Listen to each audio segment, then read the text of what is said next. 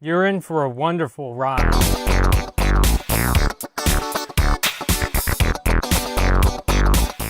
Just got out of watching the Ralph Breaks the Internet trailer, which, even though there wasn't really any new information, was still fun.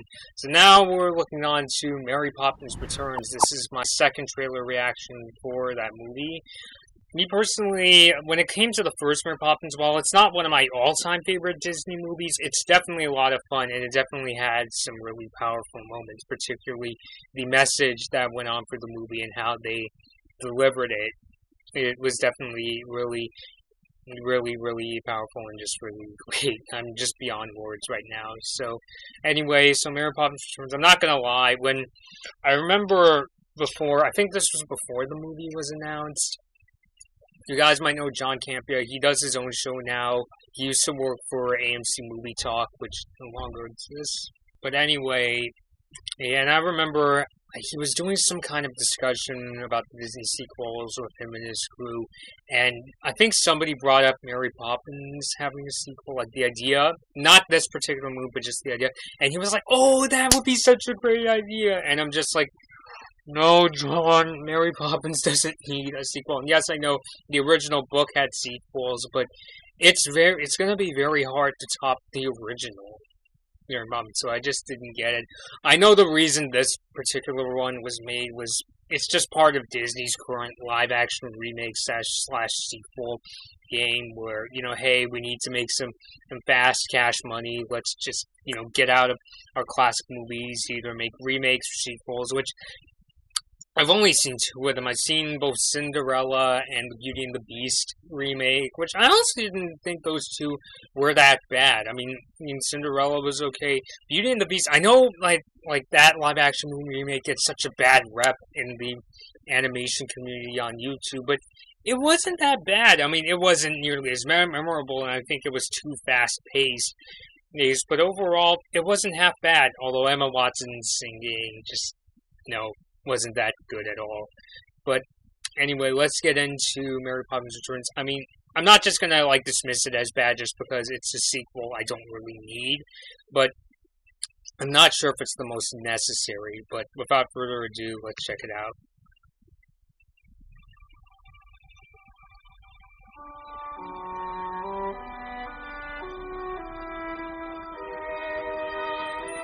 I honestly can't remember why we kept most of this stuff to begin with. Don't you remember that kite? We used to love flying that with Mother and Father. Those days are long behind me. I kind of chuckle because I associate Rory Kinnear with playing Q in James Bond. And now he's playing, I think he plays Michael Baines. That's why I live and breathe. So much CG!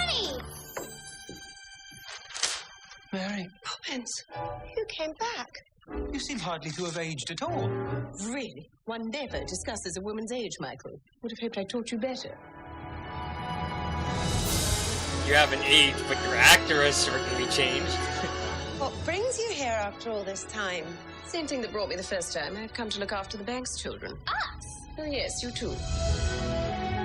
I will say Emily Blunt is very spot on in terms of Everything's playing fallen to Mary pieces Poppins. since your mother. I miss Mother. Nothing's gone forever, only out of place. It's a good thing you come along when you did, Mary Decent Poppins. singing voice. How'd you do that? Do what? Oh god, that doesn't look that good.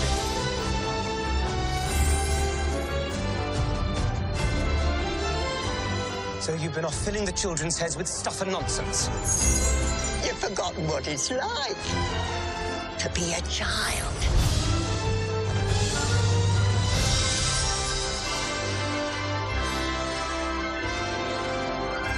Oh, sorry, it was Ben Whishaw, not Rory Kinnear. I'm so dumb. Oh, Everything is he's possible. Dick Van Dyke is back. Even the impossible. Off we go.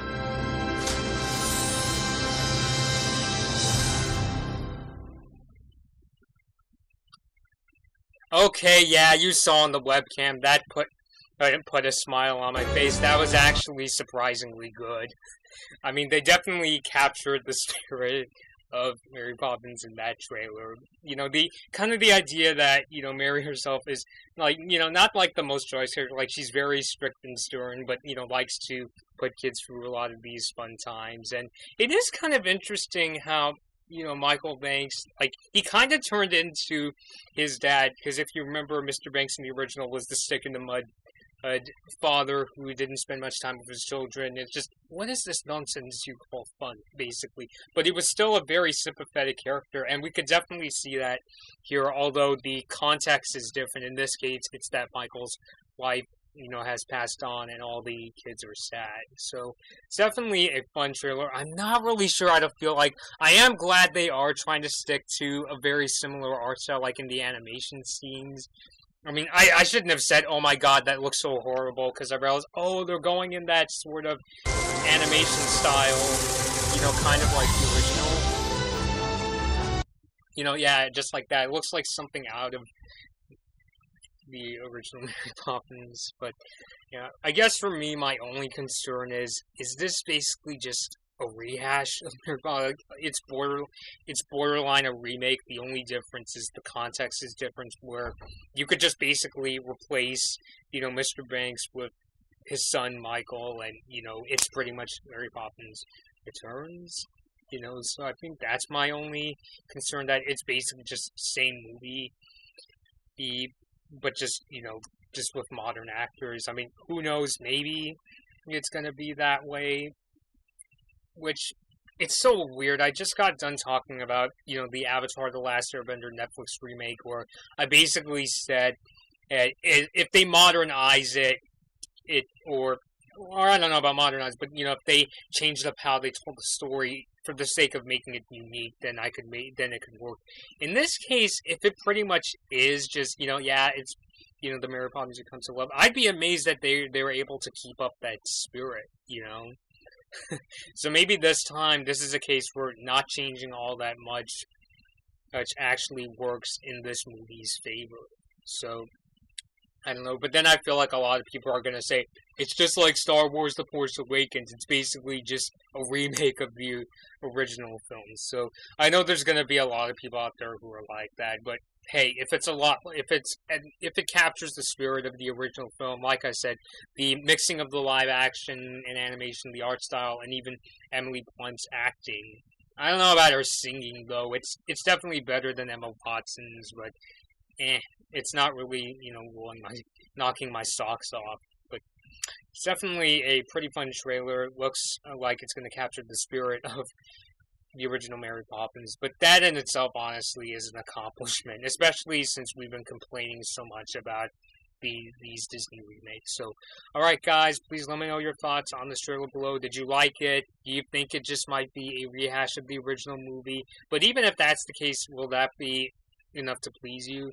Please let me know your thoughts down below in the comments. If you have any ideas for videos, please feel free to email me. My email address is in the description of this video, and you can also let me know in the comments. So, this has been Blood Moon Bobby, and thank you guys for watching. Hey guys, be sure to like this Blood Moon Bobby video if you enjoyed it. Please share this video, subscribe to my channel, and leave a comment. Be sure to ring the notification bell to be notified about my latest upload. Follow me on my social media pages at Blood Moon Bobby to find out about what I'll be covering next, and for more of my opinions. Thanks for watching.